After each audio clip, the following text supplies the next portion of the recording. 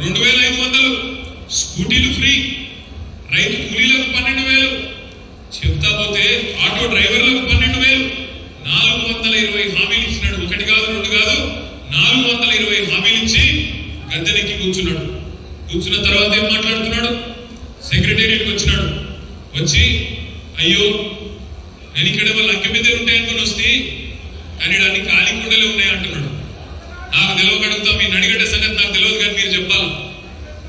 లంకె బిద్దెల కోసం గడ్డపారం పట్టుకొని తట్టపారం పట్టుకొని నెత్తి మీద తుండు కప్పుకొని అర్ధరాత్రి తిరిగేది ఎవరు? పాడుపడ్డ కోటల చుట్టూ ఎవరు వినబడతలా? మరి నాకు తెలియదు ఈయన ఏం చేసేదో ఇదివరకు కానీ ఇక మరి లంకె బిద్దెలు ఉన్నాయా లేవా అని మాట్లాడుతూ ఉన్నాడు. మొన్న నా మహబూబ్ నగర్ పోయినాడు. మహబూబ్ నగర్ పోయి అక్కడ ఇంకా దారుణంగా మాట్లాడినాడు. పెద్దలు కేసీఆర్ గారిని సరే నానా మాటలు అంటున్నాడు, మీరు చూస్తా ఉన్నారు, నేను చెప్పను. ఒక ముఖ్యమంత్రి స్థాయికి తగని మాటలు మాట్లాడుతున్నాడు. జేబులో కత్తెర పెట్టుకొని తిరుగుతున్నా అని మాట్లాడతాడు ముఖ్యమంత్రి. మొన్న మధ్యనే సూర్యాపేటలో బస్సులు బాగా బిజీ అయినాయి, మీకు తెలుసు. బస్సులో రష్ ఎక్కువైంది. ఫ్రీ బస్సు కాబట్టి లేడీస్ ఎక్కుతున్నారు.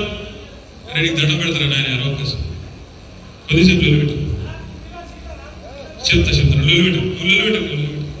అయితే సూర్యాపేటలో మొన్న మధ్యన బస్సులో బాగా రష్ ఉంది. ఆ రష్లో మరి ఒక తమ్ముడు జేబు దొంగలు జేబులు కొట్టేటోడు ఏదో జేబులు కొడుతూ దొరికిపోయినాడు. దొరికిపోయిన తర్వాత పోలీసులు పట్టుకున్నారు. బస్సులో ఆయన పట్టుకొని అప్పచెప్పినారు పోలీసులు. అప్పచెప్తే పోలీసులు పట్టుకున్నారు.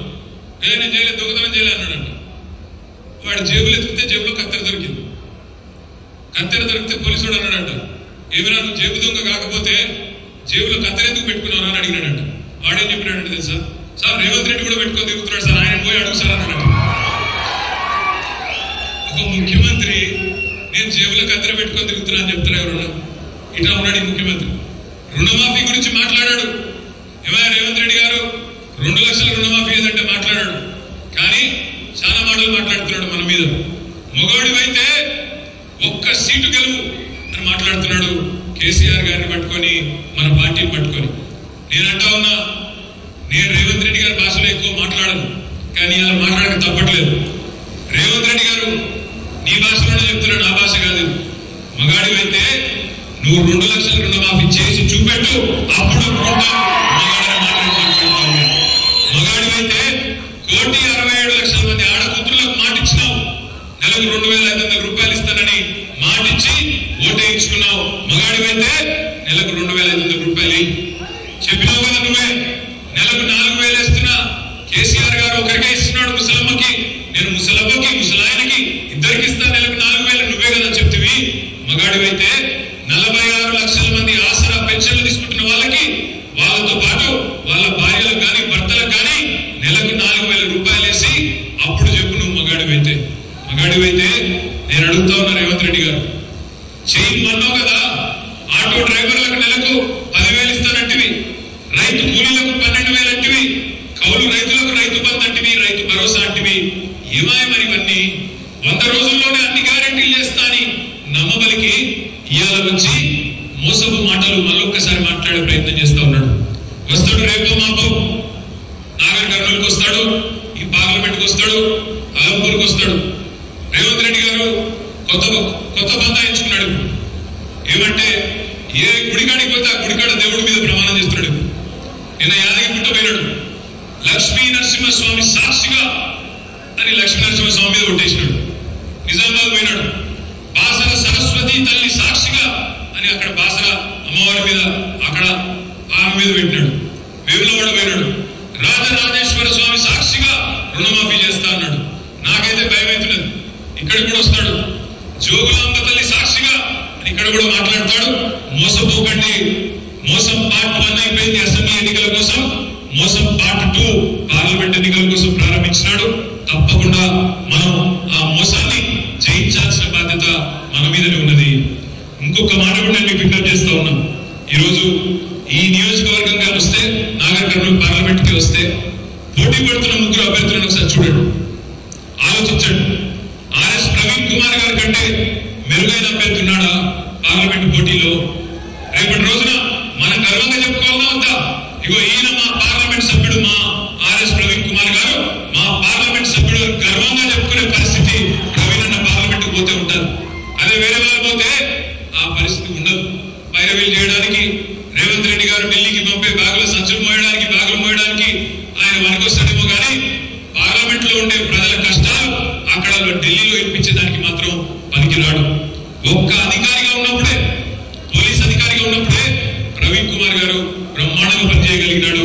మరొక పార్లమెంట్ సభ్యుడైతే ఎంత సమర్థవంతంగా పనిచేస్తాడో ఆలోచించమని చెప్పి నేను కోరుతా ఉన్నా. ఒకసారి మా కృష్ణమోహన్ రెడ్డి అని పిలిచినాడు. ఎక్కడికో గద్వాల సభకు పోతుంటే నేను నిరంజన్ రెడ్డి గారు మేమందరం దరూరులో ఆనాడు ఓ పత్తి చేతిలో 50-60 మంది రైతులు కనబడ్డారు. పలకరిద్దామని పోతే పాలమూరు అంటేనే ఒకప్పుడు వలసల జిల్లాగా పేరు. యాడికి పోయిన దేశంలో ఎవరు కనబడతారయ్యా కన్స్ట్రక్షన్ సైట్లో అంటే పాలమూరు లేబర్ అనేది. సో అట్లాంటి పరిస్థితుల్లో కూలీలు ఉంటే కూలీలతో మాట్లాడి పోయినాం మేము దరూరులో. ఆడపోతే 50 మంది ఉన్నారు. ఇది ఎప్పుడు నేను చెప్పేది ఒక 5-6 ఏళ్ల కిందట. ఆ రోజు కృష్ణమోహన్ రెడ్డి గారు కాన్స్టిట్యూన్సీలో జరిగిన సంఘటన. 50-60 మంది ఉంటే అందరినీ పిలిచి ఏ ఊరమ్మా మీదని అడిగితే నేను అనుకున్నా కొంతమంది ఆల్పూర్లో ఉండింటారు, కొంతమంది పక్కనే మన నారాయణపేటలో అక్కడి నుంచో ఇక్కడి నుంచో మన వాళ్ళే ఉండింటారంటూ. కానీ వాస్తవం ఏంటంటే దరూరులో ఆ రోజు నేను కలిసిన కూలీలు కొంతమంది కర్నూలు వాళ్ళు, కొంతమంది రాయచూరు వాళ్ళు, ఇతర రాష్ట్రాల నుంచి కూడా ఇవాళ మన తెలంగాణకు వచ్చి పుట్టగడుపుకునే పరిస్థితి కేసీఆర్ గారి ప్రభుత్వంలో వచ్చిన మాట వాస్తవమా కాదా మీరు ఆలోచించండి. వెంకటరామరెడ్డి చెప్పినాడు ఇప్పుడే, కేసీఆర్ నీళ్ళకు బాధ లేదు, కేసీఆర్ 10 ఏళ్ళు కరెంటు బాధ లేదు, కేసీఆర్ 10 ఏళ్ళు రైతు బంధు బాధ లేదు. ఈ ఫోన్లు టింగ్ టింగ్ టింగ్ అని మోగుతూ వారం రోజుల్లోనే 7,600 కోట్ల రూపాయలు 70 లక్షల రైతుల ఖాతాల్లో లంచంగా పడేది. అదే కాంగ్రెస్ ప్రభుత్వం వచ్చినాక రైతు బంధు కోసమే అడుక్కునే పరిస్థితి వచ్చింది. నీకు పడ్డదా రైతు బంధు అంటే నీకు పడ్డదా అని రైతులు ఒకరు చూసుకునే పరిస్థితి వచ్చింది. రుణమాఫీ సంగతి దేవుడు ఎరుగు. 10,000 పోయి 15,000 అవుతుంది అనుకున్నాం. కానీ కేసీఆర్ ఇచ్చిన రైతు బంధుకే దిక్కులేదు అని తలకాయ పట్టుకునే పరిస్థితి వచ్చింది.